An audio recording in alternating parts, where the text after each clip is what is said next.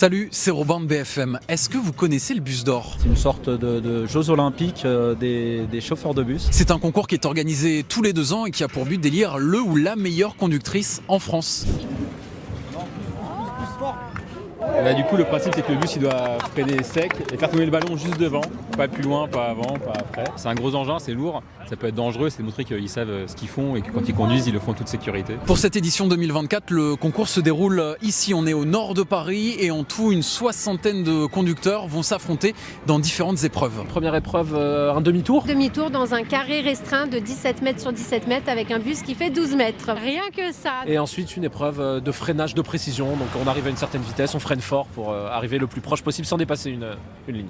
Nous à la RATP on parle beaucoup de ce bus d'or. Moi ça fait 15 ans que je suis là. Je connais ce bus d'or depuis ma rentrée à la RATP. J'ai toujours rêvé de l'avoir et à la fin il n'y en aura qu'un. Le candidat numéro 2 pour le test de maniabilité. Candidat numéro 2, s'il vous plaît. Alors les qualités, il faut pas être stressé, il faut être cool, aimer conduire. Je pense que c'est la base. La patience, beaucoup de patience. Il n'y a jamais rien qui vous énerve sur la route?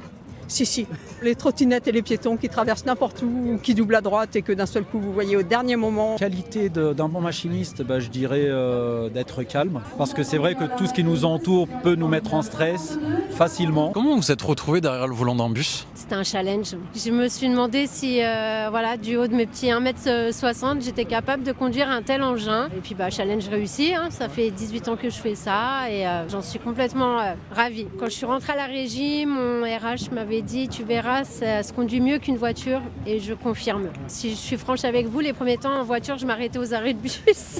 Ça m'est arrivé et ça a bien fait rire ma fille parce que ma fille était avec moi et justement un jour j'arrive et je m'arrête à l'arrêt de bus pour monter les gens alors que j'étais en voiture. Alors qui remportera le prix du Bus d'Or 2024 et sera élu meilleur conducteur ou conductrice de bus en France?